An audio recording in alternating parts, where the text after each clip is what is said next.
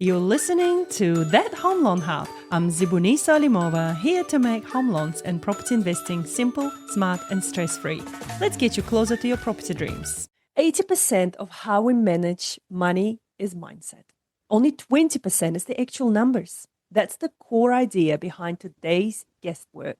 And once you hear it, you'll never think about your savings the same way. Rachel Davies, co-founder of High Money, and co-author of the book Money, Money, Money. Welcome. Hello, Rachel. Thank you so much, Sebastiano. It's lovely to be here. No problem. Lovely having you. Rachel, I'm curious. I want to know everything about where you started from. How did you end up in this position today? So let's rewind back. Who is Rachel?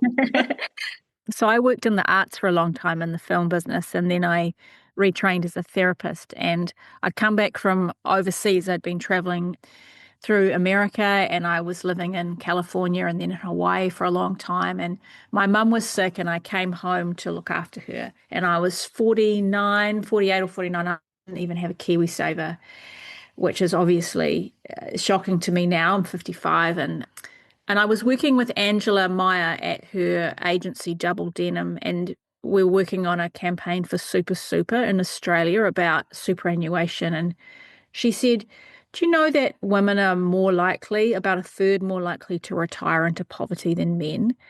And that stat just struck me through the heart. I was like, oh, I'm on track for that. Like this is a big Yeah. deal. I need to sort this out. And I think we did some research for the book, and we found that 30% of New Zealand men and women, all genders, they don't have a financial plan, or their financial plan is winning lotto or winning some kind of prize. And I think that's where I was. And so Ange and I sort of sat down and tried to work out how to sort out our financial lives. And for me, it wasn't budgeting and spreadsheets. Like, I'd worked in the arts. I'm already a brilliant budgeter and, great at all that sort of stuff.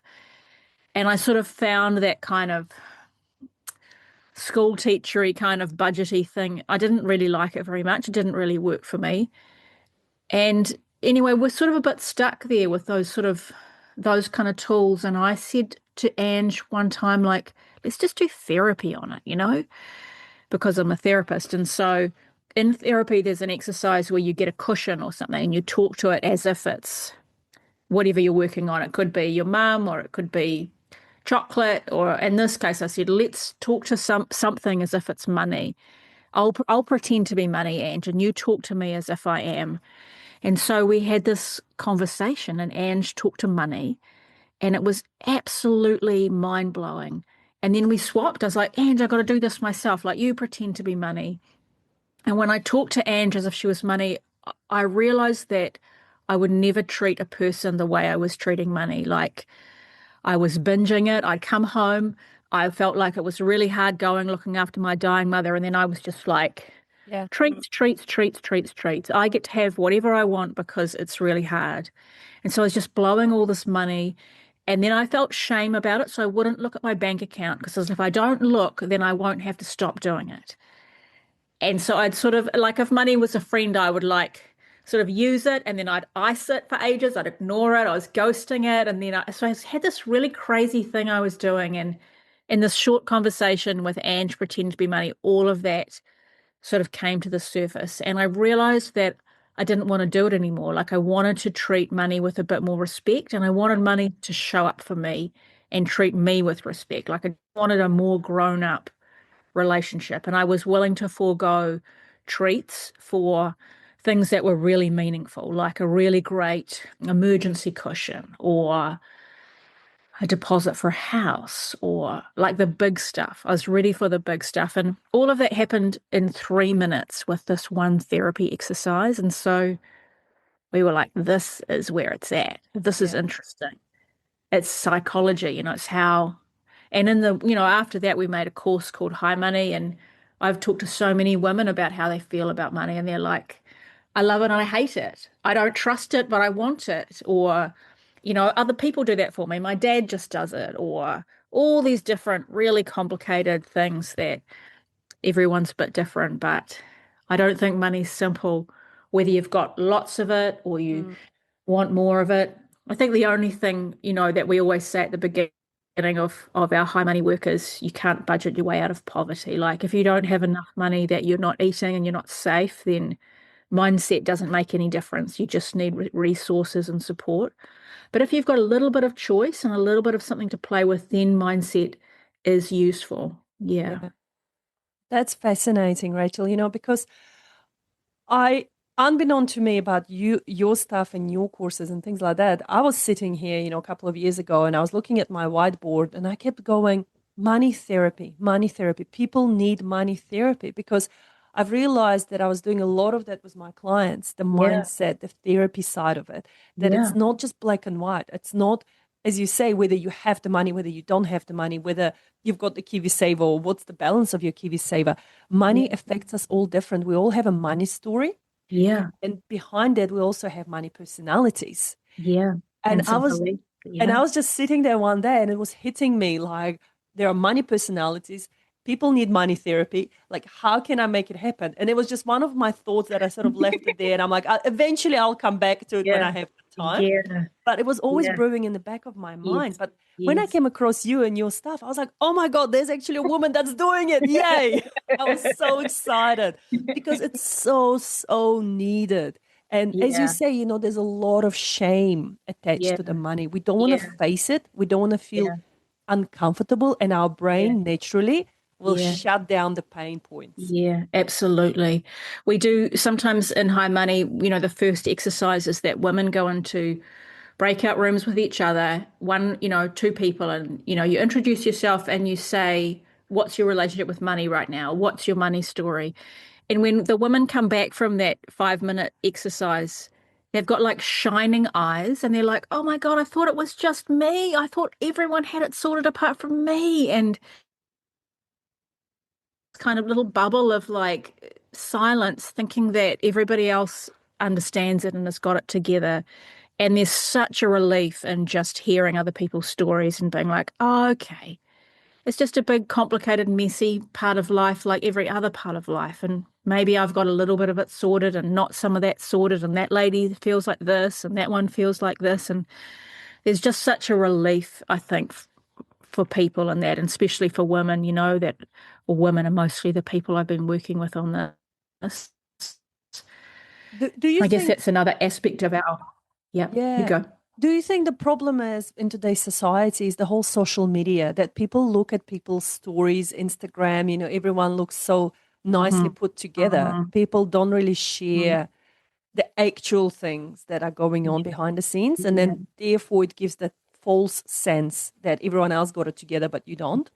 Absolutely. Absolutely. Yeah.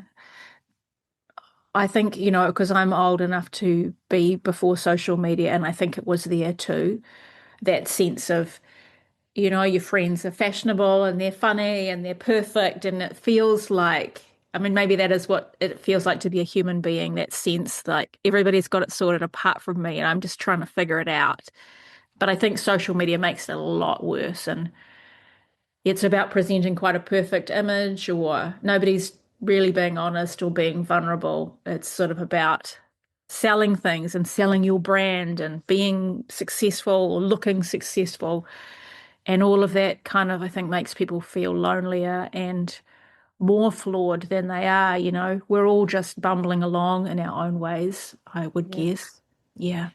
Because what blew me away as well, the recent research data, as you say, women tend to retire with way less than men. A lot of that down to separations. We normally would go through separations at the age of 30s and then 50s again. Yeah.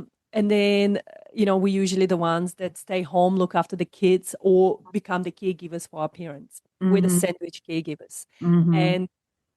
And we do get affected. And usually, if we do go back to work, we do go part time. So our Hmm. Kiwi savers don't have the same chance at growing as the man. Hmm. Hmm. And a lot of Yeah. women, when they walk away from marriages, they tend to just go, I don't want anything. I just want to be done with. And they don't Yeah. fight for what's Yeah. right. And I think the legal system supports the person with the most money, because if you can drag that fight out, you can tire your opponent if they haven't got deep pockets. So often and one partner will be exhausted and looking after the kids, and then it goes on for years, and there's a huge legal bill, and they're like, I don't care, just let this be over. Like, it's so often women will lose huge amounts of money in those processes, and because women are paid a little bit less, and then Mm. we're out of the workforce more often, or in our KiwiSavers, and women aren't, at least when I was young, we weren't socialized to be investing in the same way. Like, women are traditionally taught to save more than invest. So there's that. It feels like death by a thousand cuts over a woman's life. And all these little things. And maybe you step out to have children, and then when you go back, you don't go back at the level that, Yeah. yeah, You so you're need more. suddenly a bit Mm. junior and you're not earning so much. And there's also the pink tax, which I find really interesting. And that pink tax is like, sometimes women's products are a little bit more expensive than men, like a woman's haircut, you know? Yes, I was reading about that the other day as well, about how the razors, the same razors, will cost more, 15% more often, Mhm. or even Mhm. more than men. Yeah, and it's like all over like there are things that you can't avoid too. Like, are you going to go and have a men's haircut and save $50? Probably not, or $100. But also, women have all sort of like female health stuff, which is really expensive. They did some research in America, and they added up the cost of the pink tax over a lifetime, like they estimated it, and it was about 188 US. So that's like $250,000 in New Zealand money that women, it's a lot of money. Mm. Like, imagine if at retirement every woman got $250,000 just to pop on her mortgage. Like, it's a game-changing amount of money, and that's the pink tax, just the pink tax, not getting paid less, not the less smaller KiwiSaver or the impact of separations and caregiving, and yeah. Yeah, So absolutely. yeah. A lot of the listeners that listen to the show are usually like first home buyers trying to save for the deposit or people that are trying to expand their portfolio. Mm. What sort of tips would you have for them when it comes to money psychology? Well, I guess I would advise just slowing down and looking very gently, like shame-free, at how you feel about money, or if money was a person, what's it like between you and them, or what's your money story? And often that will reveal some money beliefs that are sitting in there, running like a little program under the surface. And just check them and make sure they're true, because sometimes people will have a belief like, my mother believed that you have to work really, really hard for money. That's the only way, and therefore you've got to be working 14 hours a day, slaving it to make money, which I don't really think is true, because there are lots of different ways to make money, like from investments, from investment portfolios, or what all sorts of things. So I would advise that people just slow down and look, and then find any beliefs and just test them. Do you really believe that right now? Is that really true? Like, what's another one?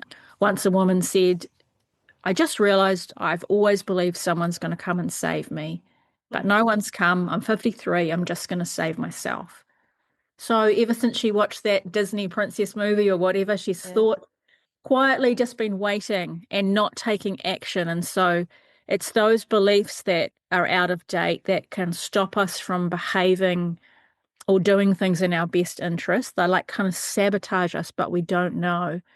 And we can just find them and lovingly, gently check them. And if they're not in alignment, we can just update them, because, I'm a different person now than my money beliefs when I was 20, or what my parents' beliefs were. And so just kind of updating your software in a way. Yeah, because I was about to say, we are evolving humans, right? Yeah. We constantly evolve, and it's our human way to continuously find ways how we can improve. Now, in your book, you talk about how 80% is mindset and 20% is mechanics. Can you just break it down a little bit further Mhm. just to understand on a high Yeah. level? What does it mean? Well, that's actually a sort of a therapy staple, and it's true for everything. Most of everything is how you think and feel about it. And then maybe 20 or 30% is the logical stuff, the fact stuff. And you can see it quite clearly with food. Like, most people don't eat by calculating the calories and getting the exact correct nutritional requirements. Like they eat a piece of cake because they feel like they want to cuddle, or, because that's what their mum used to make them. So there's actually most of it is emotional, and it's the same with everything, and it's definitely the same with money. And if it wasn't true, we would all just behave logically and make logical choices for ourselves. But it just doesn't work like that. I think people, even if they're not aware of it, are always making choices based on feelings or things they believe or things they think are right or what they value. And so it's very fruitful to explore that kind of territory, much more fruitful than just the logic and facts, even though that stuff's great. Do I make it more clear, or I don't know, maybe I made it more confusing. I guess people really need to read your book now. No. So in New Zealand, this book can be found in any bookshelves, Yeah. bookshops and stuff. But I also thought you had like a little tour in Australia. Did you go to Australia? Yes. Yeah, we went and did a launch in Melbourne at Readings Bookshop, which is a really famous, really wonderful bookshop in Carlton. So, and the book is written for New Zealand and Australian audiences. And we did some research for the book, and we surveyed like 1,000 Australia and New Zealand men and women, all genders, and talked about the socio-cultural determinants of wealth, and it was really interesting. And that's all in the book also. What is wealth, Rachel? For me, wealth is like potential. I guess, you can buy a house, but if you haven't got the money to do the roof or pay the mortgage, you're in trouble. So wealth is like potential energy. You can spend it and do things with it if you choose to. For me, the difference between wealth and riches is the expression of wealth. It's like, I'll just buy a whole lot of stuff. I look rich. Wealth is like being able to do that if you choose to. You don't necessarily have to, but you can. What's it Yes. for you? It's interesting you say that because I grew up in a country where, we went through war, we didn't have much money, things like that. And I didn't come Yeah. from a rich family or anything like that. My family was quite academic. So Yeah. for me, growing up, I was explained wealth is your knowledge. Oh, wow. Yeah. So you're rich when you know things. Yeah. And for me, it was always instilled that if you know things, if you become an expert in something, then, you can build the future you want. Yeah. How So beautiful. that was really cool. When I came to New Zealand, didn't really have much money to my name at all. And to go to where I am now, where I look at, the life I've built and my kids. And when people say to me, oh, are you rich? I go, yeah, I've got 4 children. Like that's my wealth. Yeah. That's to me, Yeah. that's my highest achievement. I don't care about the trophies and the medals, nothing. None of that matters because Yeah. I was only doing what I knew what to do, like helping people, helping them, onto Mhm. the ladder, helping Yeah. them with their finances. But the driving force behind it was so I can have a life I want with my kids and being a Yeah. present mom to my kids because my mom worked crazy hours. I hardly saw my mother growing up. So Wow. for Yeah. me, and I mean, I knew she was working to provide for us. So for me, I wanted to provide for my children, but I wanted to be present Yeah. You wanted to and be there. yeah, and do the school drop-offs and do the school pickups and and cook them food and things like that. So it's kind of cool Yeah. looking at my family, and we've got Yeah. a joke that they're crazy Italian family because they're like loud and and they're just so for me that's my wealth, and I always say to them, look, when you grow old, you'll have to look after your mom. But Yeah. instilling the same beliefs in them that I had growing up is that, money is not everything in life. It's No. your attitude to life. It's, Yeah. not giving up at things when things get hard, Yeah. Yeah. not Beautiful. building that resilience. Yeah. Yeah. Continuing to seeing obstacles as challenges or opportunities for growth, and Yeah. not giving up, but finding a way through, or believing in yourself in a deep kind of way, maybe, or Yeah. yeah. Yeah. And that's what I'm grateful for. I was just reflecting on that yesterday that the I was talking to a friend and she said, "Oh, I don't know what to do with my daughter. She's 13. She doesn't want to go to school. And, from one hand, her body, her choice. If she doesn't want to go to school, well, that's fine. But then from another hand, I feel like a bad parent because I should be forcing her to go to school, So I don't know. I'm confused because when we were growing up, we were forced to do what our parents forced us to do. And, we grew up now and we don't know how to listen to ourselves. Yeah. I said, yeah, but at the same time, you're a parent, and until the child is 18, you're the parent. You brought this kid into the world, you're Yeah. responsible for them. Yeah.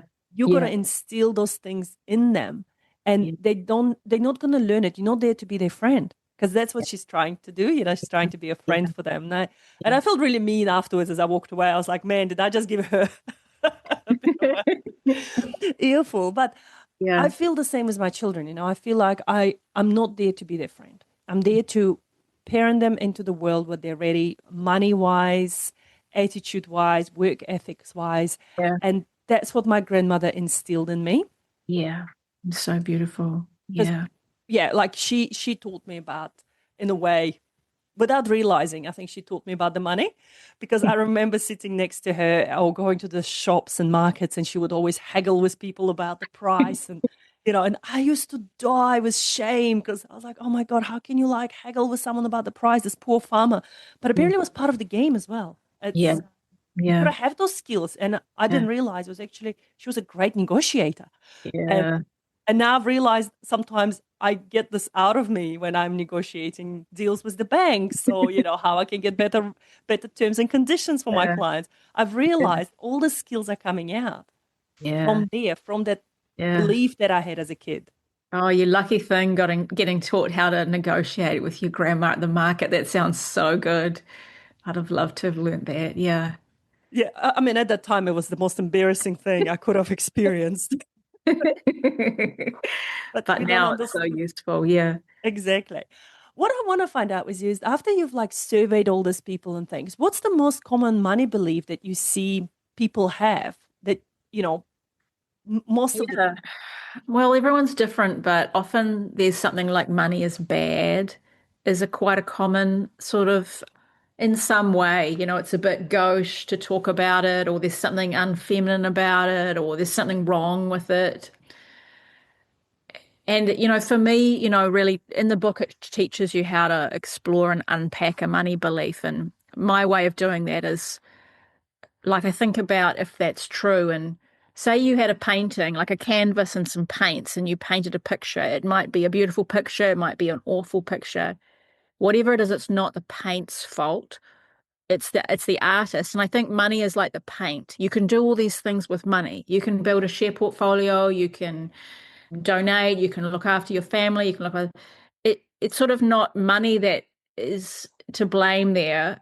Blame's a funny word, but it's the what's in the heart of the person, or what's in the heart of the artist is directly connected to what they create with their resources. And so I think that money is neutral, and the place to look is like in people's behavior. If I want to get upset because people are spending their money on something and I think they should spend it here, then it's more about the behavior of people than whether money is good or bad.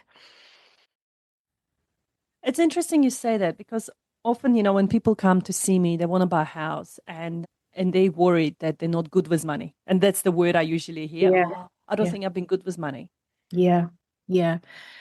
Often, women who come into the high money course frequently say that. And what happens when they tell their money story and they realize they're not alone and they're like, actually, I'm really good with money. Yeah, Money's really easy. It's heaps easier than raising three kids or working in the yeah. arts or a million.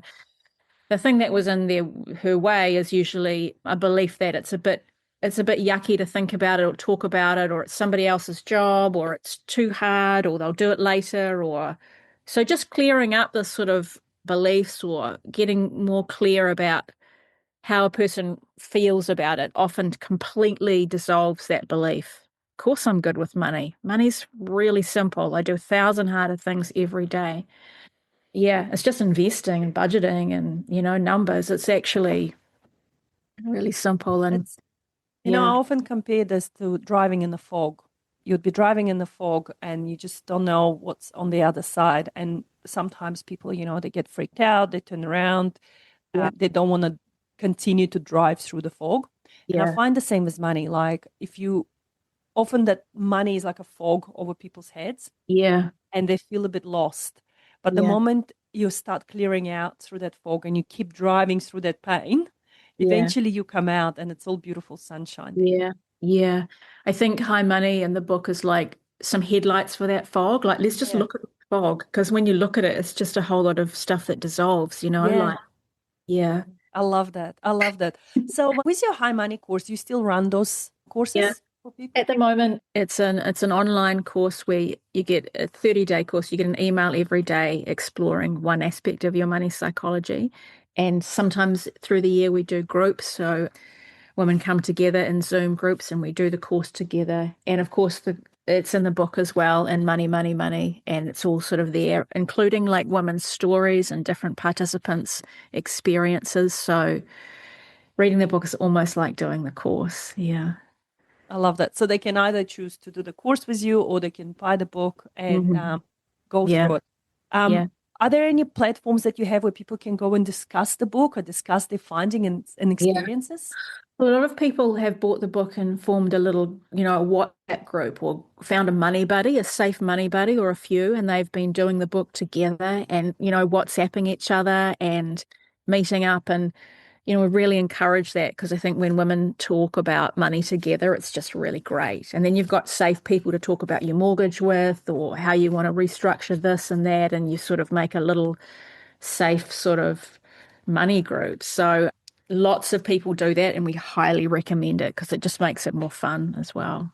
Yeah, but it's also like, when you go to a group exercise Yeah. or having a PT, Yeah. like I see you Make, more as a make you do it. PT, Yeah. and then there's a group exercises as well that it just pumps you up Yeah. and just Yeah. keeps you encouraged, even on the days when you don't want to do it, on the days when you don't want to face it. Yeah. You have your Yeah. book as a PT going, hey, come on, you got this. What Exactly. Yeah. what sort of money beliefs you or habits you had to unlearn yourself through this journey? I think because I was in the arts, there was an idea that if I just made a really good film or something, I would just get a prize. I'd just suddenly get really rich. And I think so. I sort of had that lotto belief for a long time. And what I've come to realize is that if I could go back in a time machine and just get my 18-year-old self to put the price of a beer or something in a index fund, $10 a week, $20 a week, I'd essentially be retired, or I'd have paid off my mortgage now. Like, money is incredibly boring. You just put a little bit away all the time, in something low risk or at the right risk level for you, and you just keep doing it. Like exercise, you just keep exercising every day, and then one day you're really fit. So I think maybe that money belief isn't like money will fall out of the heavens on my head one day. Yeah. It's just do the work every day, and it's boring and it's simple, but just stick at it and you'll be really glad that you did. Yeah. Yeah. What Yeah. about what about for you? What's your money I belief? love how you're interviewing me now. That's a good one. It's interesting because, again, as I say, like money wasn't really talked about at home. So looking back at it now, a lot of money things I've learned was through observing and through being in those environments. See, in my country, you grow up with the belief that a girl marries a man and a man has to take care of a girl. Like, Yep. you know, Hmm. it's the man that usually a lot of resources get put into men that to Hmm. get them into good money habits and Yep. this and that. Versus for me, it was like, well, you'll eventually marry someone will look after you. You need, you Yep. can have a rich Yep. husband. This Yep. is for me, I never wanted a rich husband. For me, I knew husbands can die because my dad passed away really early. My mom was 37 Oh my and I God. was 7. So my dad Sorry. suddenly passed away at the age of 44. So for me, I was like, well, men can die. They're Yeah. not going to be here forever to look after you. And I was looking at my mum, and lucky that my mum worked through the Mm. entire marriage, even though it was frowned upon. She worked through. And that's why we were okay. We weren't poor, Yeah. poor, but we weren't rich or wealthy. Yeah. So I always had the belief that I have to work super hard in Yeah. order to have money. Yeah. And that's what got me to where I am now. But now that I'm growing up a bit older and learning about other things, I'm like, actually, do I have to work super hard? Do I have to work 24 hours, in a day? Yeah. Yeah. No, there are other ways as well. You can Yeah. put money aside. You can put, even if you don't know anything, but like I don't know anything about shares, Mm. but I heard about Sharesies and I was like, Mhm. oh, that looks like a simple platform. And I just started putting money aside. And as Yeah. you say, I just started with absolute simple, small amount every month. I was putting money for the last few years. And now I looked at the balance the other day and I was like, wow, that's actually doing all right for someone that just keeps Yeah, going. And yeah, so I think it's just really the money belief around that you have to work super, super hard. There's no one coming to save you. You're yeah, the only one that can save yourself. But yeah. at the same time, I had to rein in my spending because I blame my star sign. I'm a Sagittarius. I live on a basis of, hey, freedom and good life and happy go lucky. Yeah. Um, I always had money. I don't know how it happened. Like even $20, I would always find money in my pockets, in secret squirrel accounts. Every time I would think I hit the rock bottom and I didn't have money to buy diapers for my kid, I Mm. would put a certain coat on and I'll put my hand in and there'll be a note. And to me, I always thought how lucky I am. I always have money stashed away somewhere. And that's what sort of, again, looking back at it over the last 15 years of my life, I realized I've been stashing money without thinking about it. Like I Yeah, would try not to spend every last dollar, even though I thought I was spending every last dollar. yeah, But yeah. somehow I would stash money away and So find it great. when I needed it.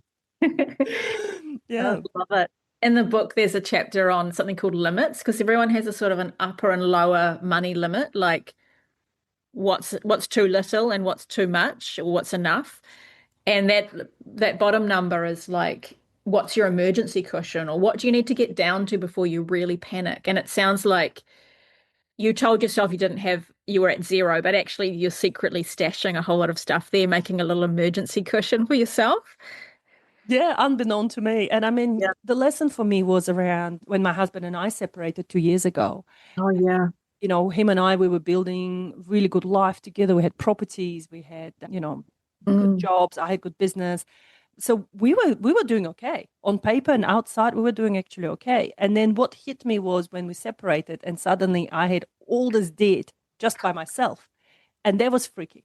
To yeah, me, that was a point in life where I went, now I really don't have anyone to rely on. And now I really have to work extra hard. yeah, yeah. And at that point, I always laugh about this term. And I think maybe one day when I write a book, it will be, go big or go home. And for me, in that point of life, I decided to go home. So I packed up the kids and off we went across the world. And I spent 2.5 months overseas. I went back home. I Oh, went to, yeah. travel with the kids. It was the best 2.5 months of my life where I absolutely spent every single dollar of my anything that I had.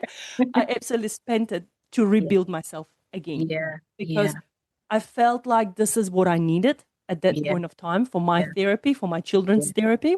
yeah. Is Absolutely. You needed to just have that time. Yeah, it was Yeah. a really good reset. And then after I've come back, I was like, and now we can go big.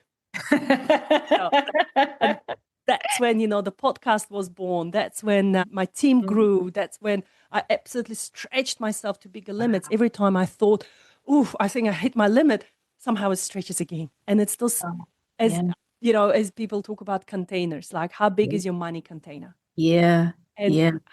how bigger you can make that container go. Yeah. There's another chapter here called Thinking Big, and we get women to, yeah, stretch that muscle as far as you can. Like feels naughty, but like just want a whole lot of stuff. How big can you go? And often women are like, oh, I could think of another few pairs of shoes. You're like, you can go more than that. Go. They're like, could I buy an island? Am I buying a theme park? And one woman said, I can't think about all these things for myself because we need world peace. But actually, that exercise is it's unlimited.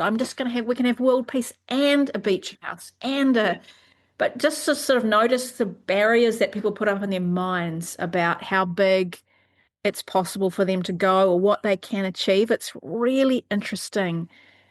Yeah, just the sort of invisible barriers that are there and to explore them and change them. What are your goals now? What are your big goals?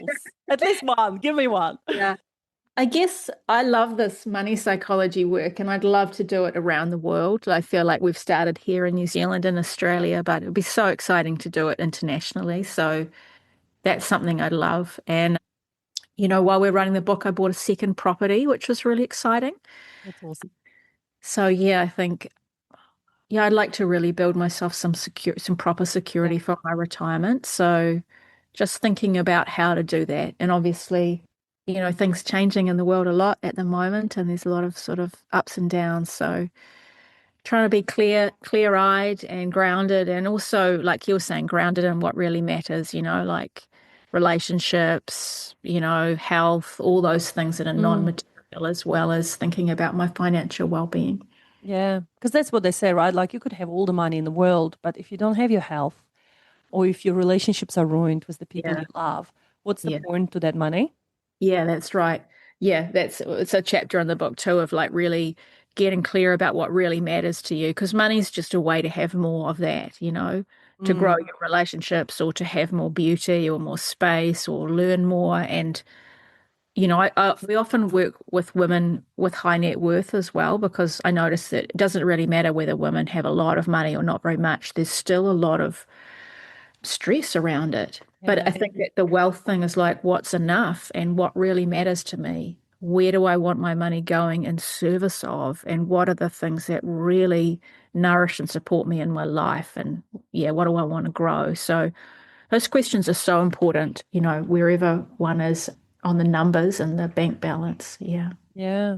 Did you have to do any specific courses around the therapy and financial psychology? I guess it's something that, no, I sort of, because I work as a therapist and go really deep with people, this is quite light, It's just really a series of questions and explorations. But, when I started to do the work, I once wrote down my relationship with money, and then I wrote down my relationship with my mother, and they were almost exactly the same. I was like, Wow. yeah.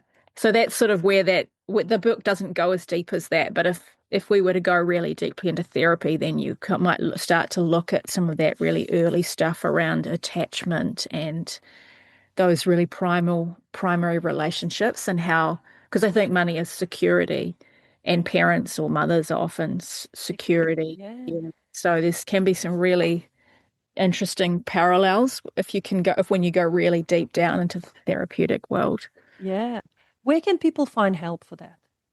For those that are Well, listening and they yeah, really want to, go, yeah, okay, that's it. Today I'm changing my day, my world, my life. I'm going to get really good with money going forward. I need therapy, money yeah. therapy.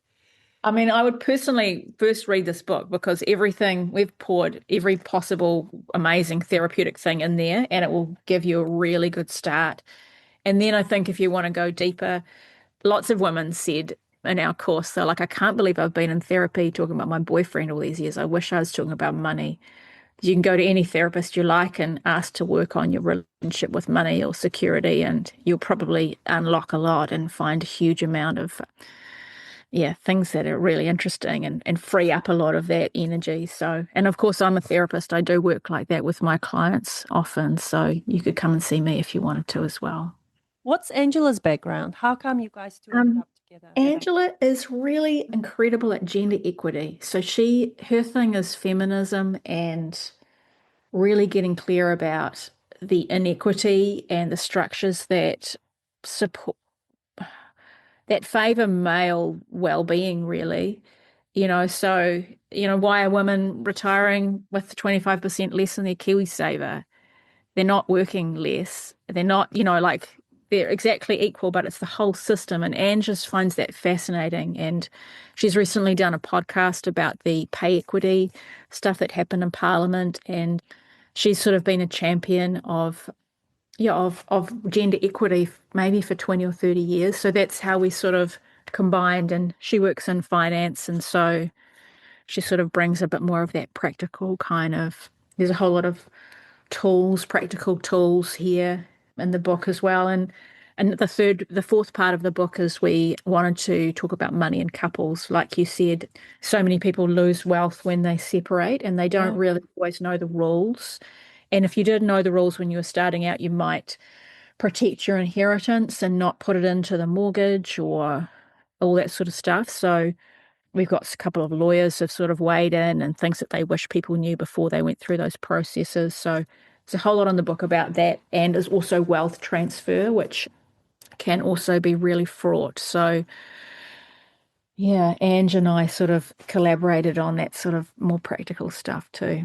I mean, we are seeing I think, the largest wealth transfer that generational wealth transfer that we would have seen in our Yeah. lifetimes. And most of it's going to women. Women are coming into possession of more wealth than they've had since the dawn of time in this Yeah. great wealth And transfer. And and if they yeah, don't know what to do with money, yeah, eat. that's right. We did a woman in wealth event, and one of the woman's, her husband was outside driving around the event in his car. And he was so scared of her learning about her money and taking charge of it that he didn't want to let her go. I Wow. was like, yeah. So there's a lot of really interesting stuff there. And women taking charge and feeling really confident about their money and what they want to do with it in the world, because there's a huge opportunity here for women to use that power to do really special things. Yeah. And I think we are living in a world where everyone is coming a little bit woke. I don't really like that word, but I feel like, yeah, people are waking up and they're Yeah. seeing that, oh, there's more to life. I should be learning more. I'm curious about this. And I think thanks to resources like you provide, I think it's just going to really change people's lives and really transform them. Yeah, Ange and I, we wrote the book because we were like, we just want more money in the hands of more women. We want, Yeah. and when women have more money, they often look after their kids or they invest in communities, and, everybody benefits from that. So, Yeah. yeah, They don't, absolutely. they don't, I mean, no offense to men, but they don't tend to usually neglect their families or go gambling or drink Yeah, I mean, too much. some do, Some but do. But overall, funny you mentioned the private island. I'm still stuck there because that was one of my goals that I've written down one time when I was told to dream big. And I was like, oh, how big can I dream? Oh, I'm going to have an island. So that's on my list as well. maybe you could put a theme park on it. I don't know. Can you go bigger? My one is a retreat. I really want to have a retreat island for women. Ah, lovely. Yeah. So have a private island, but have a retreat aspect to it. So, lots of single moms or teenagers or, Mm. make it a really cool retreat island where I'll Sounds have so good. Yeah. professionals looking after them and, nourishing them and having, nutritionals experts and Yeah. Yeah. exercise experts and how everything works together, your mind, body, and spirit. That sounds like a great island. I'd love to go. I will let you know when I get there. Thank you, Rachel. Any parting words if you were gonna, pass on a message to the listeners today? Like, if you could Yeah. get them to do one thing differently with money, what would it be? I guess I'd say go gentle.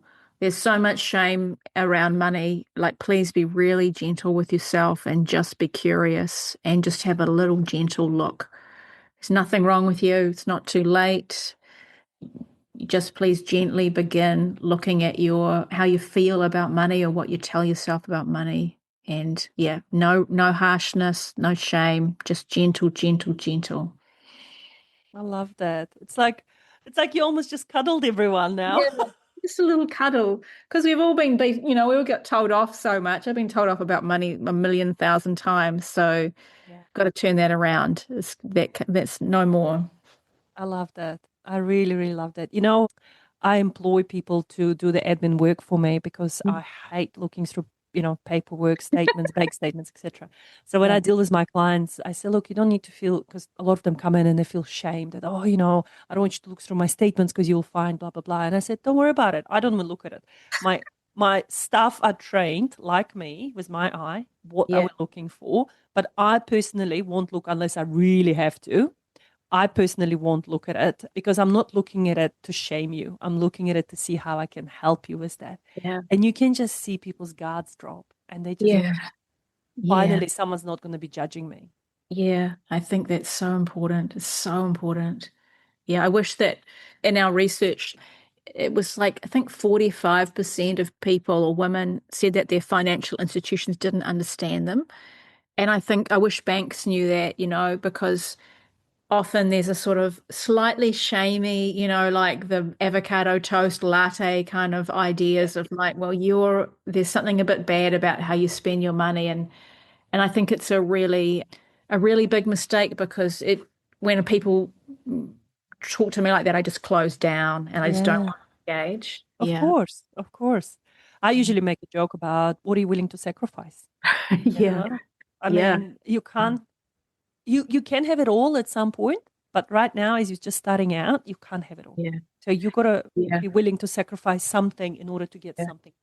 What do you really want? What really matters? Yeah, exactly. Yeah. Oh, I can't wait to read your book, Rachel. Thank you so, so much. And yeah, I just hope that listeners today have learned something from this. And just once again, a shout out to your company. Where can they go? What's the website? And we'll put it in the footnotes. Yeah, so please have a look at highmoney.nz if you want to check out the course, or you can read the research that we did. And you can also buy our book, Money, Money, Money. It's in every bookshop in Wellington, in New Zealand, sorry, and in Australia also. And you can buy it online. And we'd love to hear what you think of it. Beautiful. Thank you so much, Rachel. Zemani, so thank you. Such a pleasure to be on your podcast. And that's a wrap on That Home Loan Hub. Don't forget to hit subscribe and join me next time for more property tips and tricks. Your next smart move starts here.